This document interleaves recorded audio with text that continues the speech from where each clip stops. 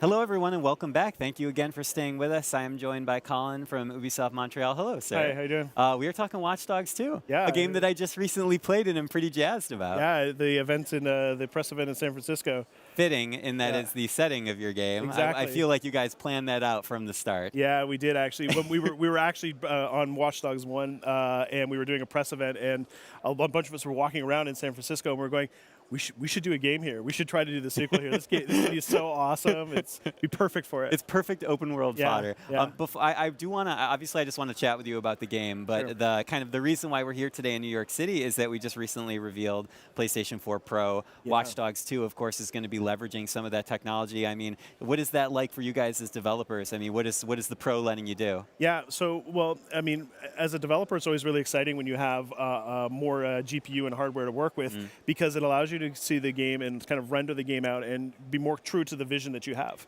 I mean, when you're developing a game, you start off with very high-res assets, and then you kind of pack them into the game, and you can sort of try to get it all to fit in the frame rate and the memory and everything like that.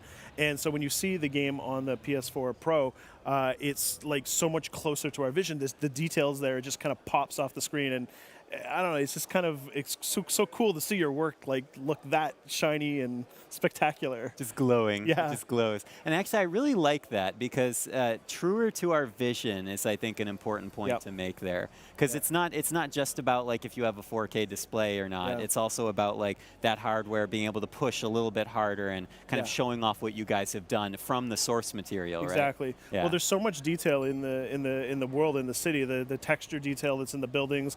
But you know, like San Francisco is a very bright and vibrant place. You've got a lot of beautiful areas like Clarion Alley, where you've got this beautiful graffiti, and you have all these people walking around, and every area is different, and it's the differences in these details. So if you really want to feel that difference when you're looking at it on on a much higher resolution, it feels more immersive. It feels more real.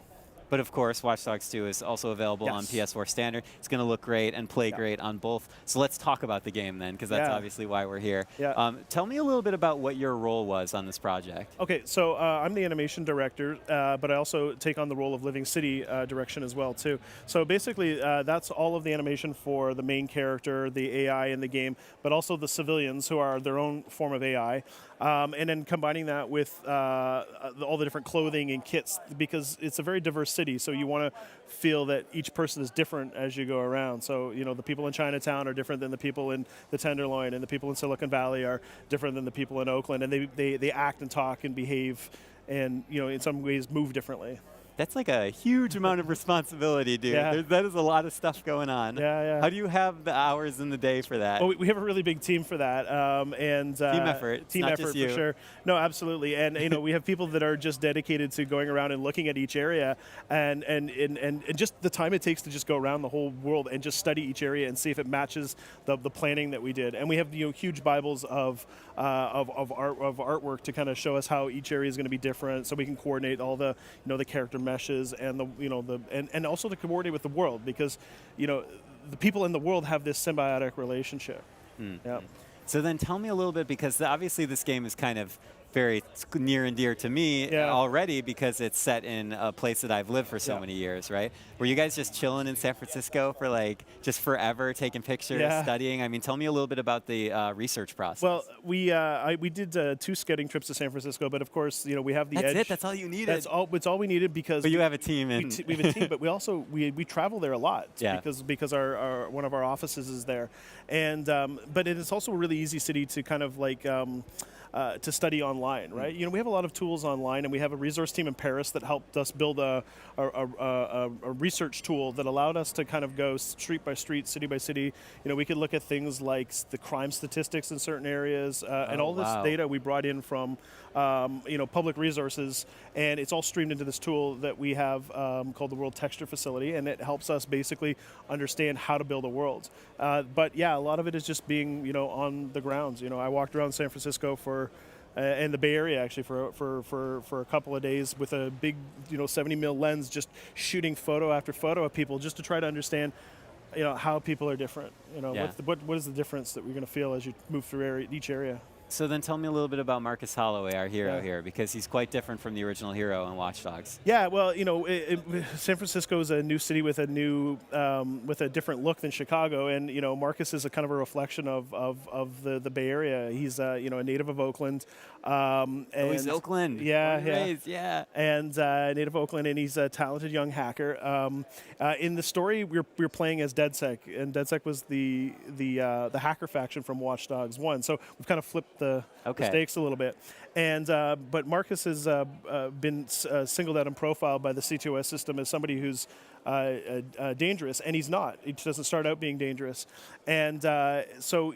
This is kind of like part of his quest to sort of show and expose to people what big data could do to us, how that could be treating us unfairly, and how it could be singling him out, singling all people out. Absolutely. So this is really the story of the game is the story of Marcus, is the battle against corporations that seek to exploit us through our data, through technology. So then, yeah, absolutely. And then in terms of the hands-on time that I got recently, which we alluded to earlier, one of the things that I really loved was just the new ways, the kind of contextual hacks that Marcus has available to him. Yeah. I mean, there's a lot of new stuff in this game. I was hoping maybe you could touch on some of that. There's one of the big feedbacks from Watch Dogs 1 was that players wanted more depth in the hacking. So each hack that you do is contextual. And so there's a simple function that you can do. You press the shoulder button and it will hack. But if you hold it, it gives you a whole variety of options. And then you can start to combine options, right? So you can set traps for guys, and you can lure people in, and you can create some fairly complicated patterns with all the different hacking options. And most of the objects in the world are fully hackable and they're drivable. They're not binary. So this makes the game a little bit more complicated to play, but gives the player a lot more choices and freedom to play. So what's that like to balance that out then? So, I mean, you are enabling the player more access to the world, but in turn that means that, like you said, it's a little more complicated. Well, you have to build it in a very systemic way so that the audience, the players can basically do what they want. So you can't restrict them in any way. You have to say yes to everything.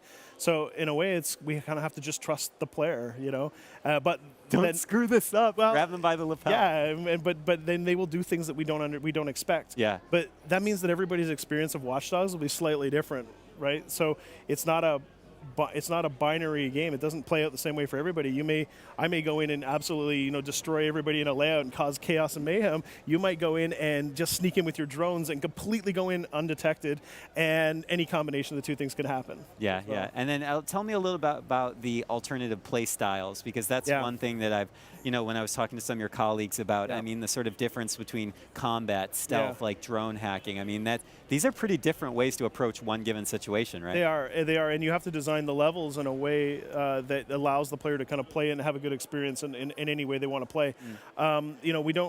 We have a saying that we don't want to work hard to say no to the player. We want to say yes to everything. So if you want to play like all guns shooting and use your IEDs and explosives and combine everything together, you can just kind of go in there and create a lot of chaos and mayhem.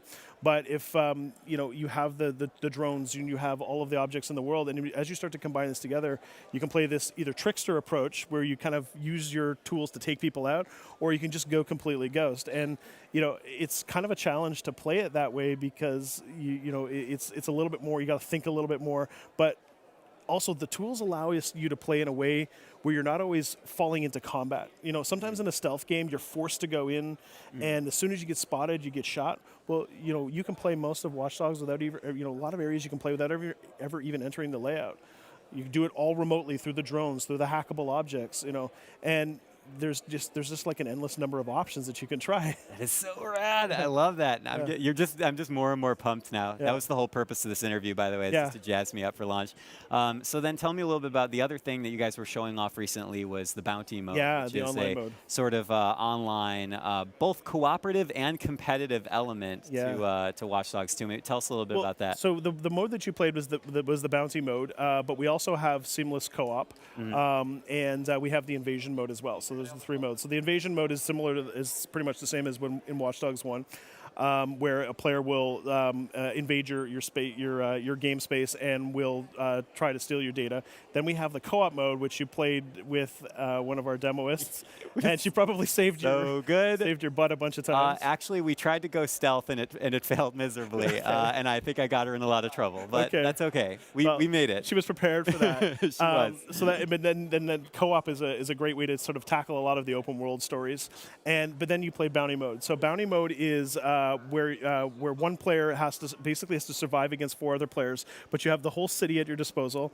All the hacks are available, and it's just complete chaos. So if you survive the bounty mode, the rewards are super, super high. Okay. So it's awesome. And when we were playing it, we were demoing it. There was just like, from the bounty mode area, there were just screams of joy and terror and it was so loud. Defeat. It was defeat. Yeah. A game is good when it's in multiplayer, when people are screaming at each other. Well, we're almost out of time. Sure. May I ask, what is your sort of takeaway from the event today at New York City? Do you have any particular highlights or something you're really excited about? Well, I'm just really excited that we can show our games, our game Watch Dogs, and also For Honor. We can show off how these games look, and we can and we're able to offer players the good PlayStation Core experience, but we're able to offer this enhanced experience. And I'm just really excited to play games that can look that good. Yeah. It's a little bit like, remember when the PS3 came out and it was in HD, and I remember people coming over to my house to watch me play because they couldn't believe how good it looked. And it felt like something. It felt like something. Yeah. It was an emotional experience in terms of seeing things that were so good looking. Yeah, absolutely. Well, and I'm also excited that I got to chat with you today, so thank you, Colin. Very cool. It's great to have you here, and of course, it's great to have everyone watching at home. We will have a lot of this content viewable in 4K on video on demand in the days to come, so stay tuned for that. Also, of course, stay tuned for more games here from New York City, including a little look at Mass Effect Andromeda. Do not go anywhere. You will not want to miss it. Stay with us. PlayStation